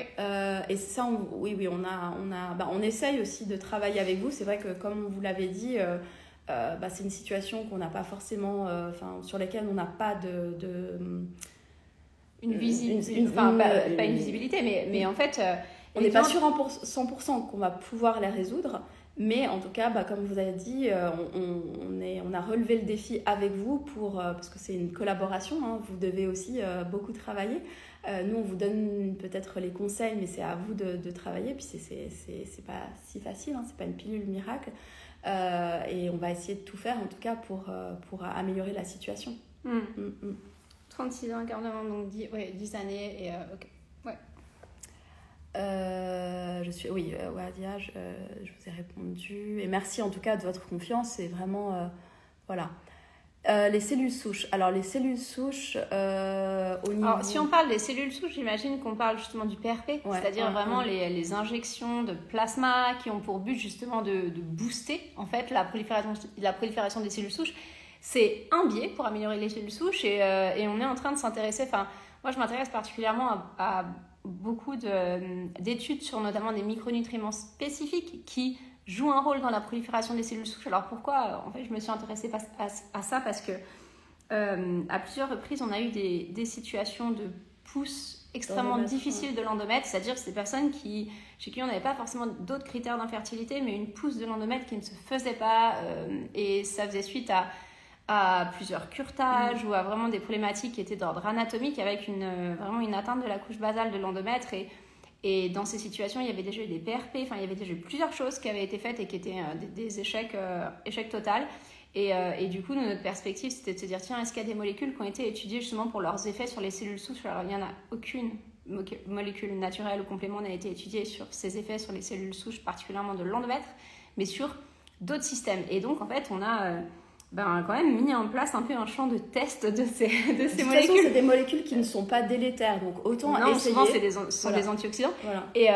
Et franchement, on a obtenu une grossesse quand même sur un endomètre qui ne poussait qu'à 4 initialement. Et donc, il y a des choses à faire. Voilà, des endomètres je pense vraiment qu'il y a des choses à faire. Qui ont poussé et puis avoir... Et des endomètres qui poussent maintenant, effectivement. Donc, il y a à faire. Vraiment, avec cette histoire de cellules souches, à mon avis, on a différents moyens d'aller quand même un petit peu stimuler des cellules souches, mais c'est pas encore d'une grande clarté. Non. La dernière fois que j'ai testé la vitamine D, donc D2, D3, j'étais à 67,4, c'est un peu bas. C'est bas, ouais. Normalement, la norme santé, c'est 75. Donc la norme basse, la norme basse santé. Mais c'est pas optimal, ça veut dire que en fait ce qu'on aime en fertilité c'est être entre 100 et 150 quand même en nanomol bonjour, doit-on faire une prise de sang pour vérifier la MH ou c'est vérifiable par échographie avec le nombre de follicules? Non, la MH vraiment c'est le prise de sang à juste 3 du cycle et de toujours la faire en fait dans le même laboratoire. C'est quand même une analyse qui est assez sensible comme toutes les analyses hormonales. Et en fait, par contre, il faut effectivement la corréler avec un comptage folliculaire. Mais c'est deux choses différentes. L'AMH et le comptage folliculaire, c'est deux choses différentes. Parce que l'AMH, c'est vraiment une hormone qui est produite par les follicules préantraux. Les follicules préantraux, c'est ceux qui sont produits 3 à 6 mois avant l'ovulation, en fait. Alors que le comptage folliculaire antral, c'est les follicules qui sont prêts, qui vont être ovulés sur ce cycle. C'est un comptage de début de cycle, en fait. C'est les follicules antraux. Donc, on ne regarde pas la même chose. L'AMH, on regarde les préantraux, travail long cours de l'ovaire, et le comptage folliculaire antral, on regarde les antraux. Et c'est intéressant de corréler les deux, parce que si l'AMH est basse, le comptage folliculaire, c'est un peu le comptage folliculaire est bas, c'est ce qu'on s'attend. S'il y a une décorrélation, ça peut être indication d'un dysfonctionnement. Enfin, ça peut être très intéressant de voir les deux et de corréler les deux. Et souvent, c'est la corrélation des deux qui peut donner le critère d'insuffisance ovarienne. Bonjour, aidez-vous des femmes ayant eu des soucis de thyroïde et ont des difficultés à concevoir? Tout à fait. Oui, bien sûr. En fait, on a beaucoup de personnes qui ont des problèmes. Alors, on ne peut pas donner de médicaments pour la thyroïde ni faire le diagnostic. Hein. Clairement, ça, c'est les médecins qui font ça. Par contre, nous, on va adapter tout le contexte autour. On va prendre en considération les valeurs thyroïdiennes. On va vous donner des conseils autour de ça. Mais tout le traitement médical, le diagnostic et traitement médical, c'est pas nous, c'est les médecins. Et nous, on travaille en collaboration, en fait, avec les médecins. Sachant, je crois qu'on avait fait un webinaire sur thyroïde et fertilité et infertilité. Je vous conseille d'aller la voir donc, sur YouTube, oui, où on vous parle justement de problèmes de thyroïde, parce que souvent, quand on met en place des traitements médicaux, on va régler certaines choses, mais pas d'autres. Et c'est dommage parce que on ne règle pas tout du coup. Ok. Alors, 2 follicules, est-ce possible une FIV ou juste une insémination? Alors, normalement, le critère en France, c'est d'avoir, je crois, au minimum 3 follicules pour passer en FIV, pour avoir une fonction. Bon, c'est quand même un peu à l'appréciation des médecins, malgré tout, mais souvent, c'est ça, c'est quand même 3. Après, à l'étranger, j'ai déjà vu de faire des ponctions avec 2 follicules, mais de nouveau, à l'étranger, vous payez, alors qu'en France, c'est toujours la rationalité entre... c'est un peu horrible, mais c'est toujours une question d'argent. C'est coût de l'anesthésie, coût de la FIV versus le potentiel de réussite. Exactement. Mais d'ailleurs, je me rappellerai toujours de cette femme qui était partie avec... Elle a ponctionné, donc une insuffisance ovarienne sévère. Il y a eu, à l'étranger, c'était en République tchèque, je crois, un ovocyte ponctionné, un embryon, une grossesse. Et ça, moi j'avais trouvé ce cas. Je crois même qu'on l'a eu 2 fois en fait. Moi je l'avais eu aussi une fois. J'avais trouvé ça tellement incroyable. Comme quoi c'est alors souvent en République tchèque, c'est souvent des stimulations douces. Le but c'est justement parce qu'on, comme je l'ai dit tout à l'heure, si on va surstimuler l'ovaire, en fait, tout va se bloquer. Là, la stimulation douce, on sait qu'on va avoir de toute façon entre 1 et 3 follicules. Et le but, c'est d'avoir des ovocytes de meilleure qualité. Et effectivement, j'ai eu d'ailleurs une personne, et ça c'était vraiment le record, 2 fois, AMH 0,01. Elle a fait première FIV, un follicule, un ovocyte, un embryon, un bébé. Deuxième FIV, alors le médecin m'a dit, je lui ai dit... Ça ne se reproduira pas. Ouais. Je lui dis, est-ce que c'est... Alors il me dit, non mais là... C'était vraiment un coup de chance. Ouais, la probabilité que ça se répète, c'est juste pas possible. Mais bon, on essaye quand même, surtout avec 2 ans de plus. Bon, c'est juste pas possible. Elle a refait, il y avait 2 follicules, 2 ovocytes, un embryon, un bébé, un deuxième bébé. Voilà. Mais donc, comme quoi, ne vous focalisez pas sur l'AMH. Et puis, une insémination, c'est bien aussi. Nous, on a des succès, franchement, avec des inséminations, des personnes qui se disent, parce que en plus, nous, on est en Suisse et la FIV n'est pas remboursée. Donc souvent, il y a des personnes qui essayent des inséminations avant de passer en FIV. Et souvent, quand il y aura une AMH qui est basse, ça peut être intéressant, même si l'insémination en soi n'a pas un taux de succès qui est énorme. On va quand même, alors évidemment il faut que la qualité du sperme soit suffisante, mais on va quand même pouvoir passer certaines barrières et puis avoir augmenté ses chances de résultats. Ouais. Voilà. Et d'ailleurs on avait une super belle histoire aussi comme ça avec une femme qui devait passer en FIV avec don d'ovocytes et elle nous écrit un mail en disant je sais pas pourquoi, j'ai l'instinct, je sais plus, elle avait fait 3 ou 6 mois de programme, quelque chose comme ça, elle dit, j'ai l'instinct que je dois faire une dernière insémination, qu'est-ce que vous en pensez? Et en fait, souvent, moi je dis aux personnes, si votre instinct va là, enfin de toute façon, faites-le en gros. Et elle fait cette dernière insémination alors que c'était 0,28, je me rappelle. Enfin, la MH était hyper basse, il y avait très peu de perspectives. Le médecin lui a dit bon bah on le fait, mais en gros c'est juste pour faire vous conforter dans le fait que c'est ce qu'il faut, enfin que vous devez passer en don d'ovocytes. Et en fait l'insémination a donné une grossesse évolutive, un bébé, tout ça. Et c'est pour ça qu'aussi à un moment donné les données biologiques c'est une chose.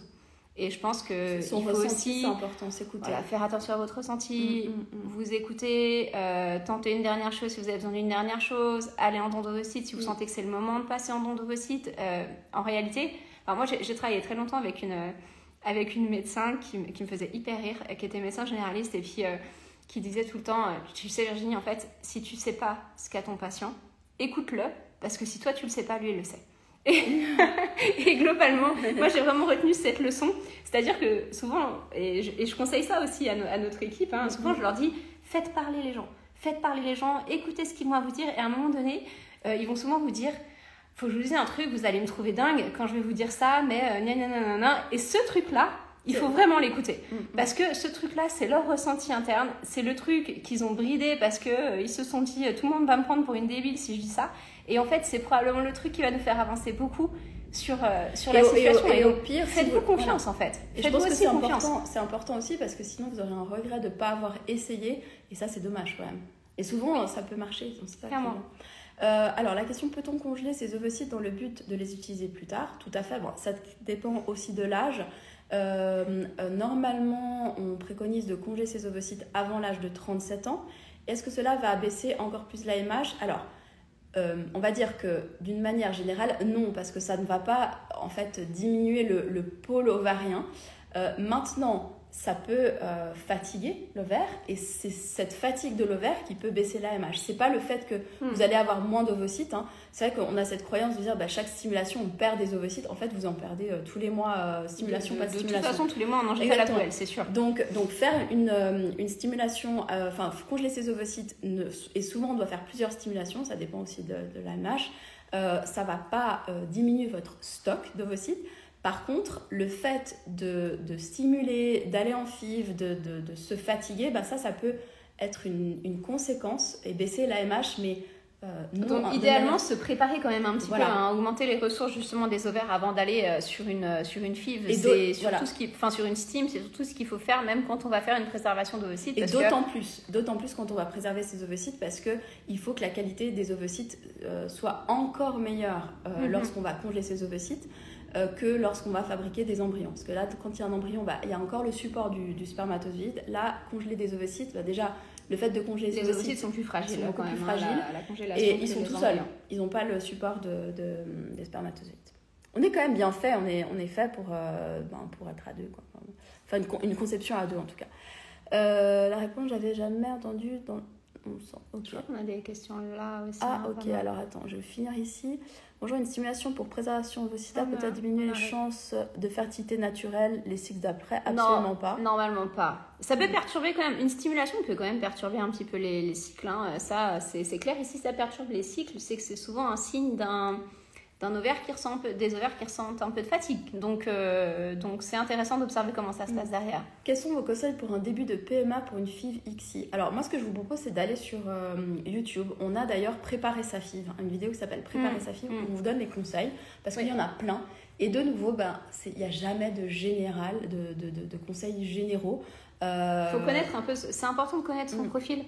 De connaître un petit peu son profil hormonal et de savoir quels sont les impulseurs pour l'améliorer. On parle de tout ça effectivement dans ces vidéos-là.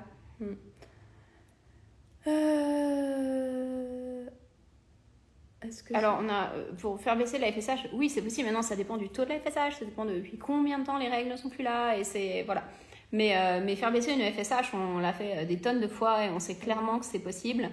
Maintenant, encore une fois, il n'y a pas de solution miracle, donc il faut vraiment voir quel est le taux de base et surveiller en fait comment on arrive à l'améliorer. AMH quasi nul à 0,02, 2 ovocytes au comptage, 41 ans, adénomiose. La seule option serait un don d'ovocytes à l'étranger pour l'interrogation.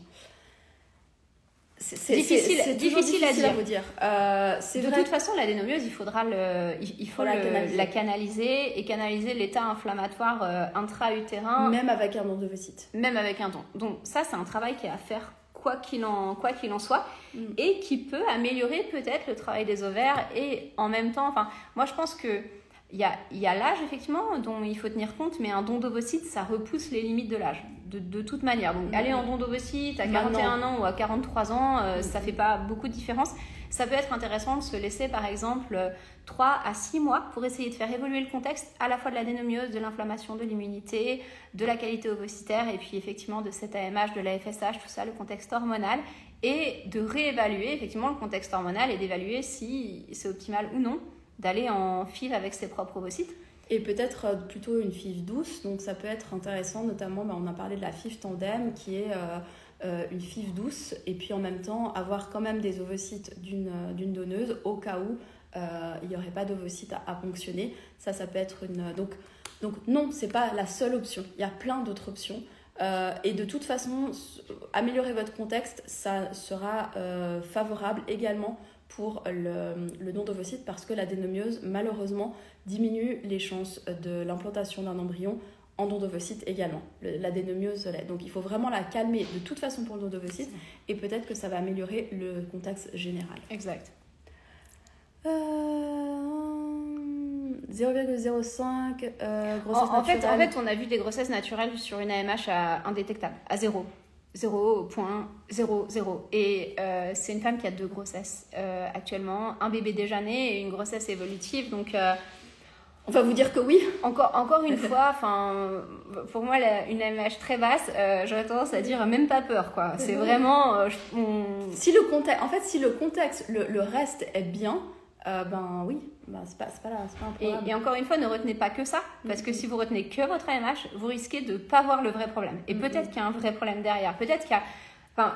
parce que parfois, on va justement améliorer le contexte au niveau de la AMH, et puis on s'aperçoit qu'il y a une vraie problématique immunitaire, et c'est pour ça que les grossesses ne tiennent pas, en fait, et ne se produisent pas. Et donc, du coup, restez pas trop bloqué sur la AMH, parce que ça peut vous mettre trop d'œillères, en fait.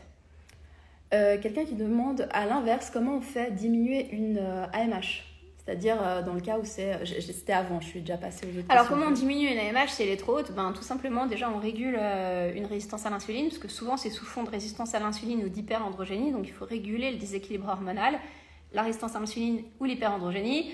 Résistance à l'insuline, c'est assez facile, franchement, c'est l'alimentation qui va permettre principalement l'alimentation, le sommeil. Là, le myo-inositol peut être intéressant, mais c'est pas la seule chose, c'est pas non plus le produit miracle, et ça marche pas non plus tout le temps. Et par contre, pour l'hyperandrogénie, c'est un peu plus compliqué, parce qu'on peut avoir des hyperandrogénies qui sont d'origine surrénalienne et d'autres hyperandrogénies qui sont d'origine ovarienne. Donc il faut déjà établir l'origine de l'hyperandrogénie et réguler le système qui est en déséquilibre. Mais ça se fait très bien aussi, de réguler une AMH à la baisse. Le mode de vie est très impactant sur une AMH. Beaucoup de questions, il reste encore 4 minutes, et si on n'a pas répondu à toutes vos questions, ce qu'on vous propose, c'est qu'on mettra une boîte à questions, puis on répondra à la suite, parce que l'AMH, c'est vraiment un sujet qui vous passionne. Merci beaucoup en tout cas, mais c'est vrai qu'il y a beaucoup trop de questions. Alors, il y a quelqu'un qui a une AMH qui a légèrement augmenté puis chuté. Quelle serait la raison de ceci? Il faut voir ce qui s'est passé, mais une AMH instable, déjà, il faut encore une fois toujours la doser dans le même laboratoire. Ça, c'est très important. Et toujours au même jour du cycle, sinon on peut avoir des résultats qui sont instables. Et si on a des résultats qui sont instables au niveau de l'AMH, moi, je m'intéresserai au stress, aux déviations hormonales, parce que probablement qu'il y a des moments où l'ovaire a peut-être des ressources, et puis des moments où l'ovaire est privé de ressources parce qu'il y a trop de stress. Donc du coup, ce serait plutôt ce système que j'incriminerais et que j'aurais tendance à essayer d'équilibrer. Mais maintenant, il y a peut-être d'autres choses. Il y a peut-être aussi une infection froide qui parfois est très présente et puis parfois pas. Donc il faut chercher quelque chose qui est instable, en tout cas, et qui fait que la MH est instable. Est-ce que est-ce qu'on peut en conclure que la FSH est plus importante que la MH? Elle est plus le reflet de la réalité à l'instant T, en tout cas, c'est sûr. Maintenant, pour moi, tout est important. La MH, la FSH et le comptage folliculaire. C'est ça qui permet d'établir en réalité quelles sont les chances, d'une part, les chances de conception, certes, mais aussi derrière quels sont les points d'amélioration et les points d'action. C'est surtout ça. Je te propose que ces questions-là, on les réponde après, parce qu'on les a, restent, puis on les répondra après. Comment savoir que c'est sûr qu'il faut passer à la PMA à 40 ans avec une AMH de 0,3? Alors, c'est pas sûr. C'est vrai qu'on dit qu'à partir de 40 ans ou même 37 ans, normalement, c'est vrai que les investigations, jusqu'à 35 ans, on attend un an avant d'aller plus loin puis de passer à la PMA. Quand on a 37 ans passés, c'est 6 mois. Ça dépend d'une question de temps. C'est vrai que c'est pas mal alors déjà, je pense de comprendre quelle est la problématique. Passer à la PMA, la PMA, c'est un accélérateur, ça augmente la probabilité d'avoir des résultats. Mais et surtout, c'est un outil de compréhension aussi, parce que finalement, ça nous amène des éléments qu'on ne peut pas toucher en conception naturelle. Notamment, ça nous amène des éléments sur la maturité des ovocytes. Ça nous amène des éléments sur le potentiel des ovocytes à maturer, les niveaux d'hormones que les follicules sont capables de produire. Ça nous amène aussi des éléments sur comment se développent les embryons, en fait.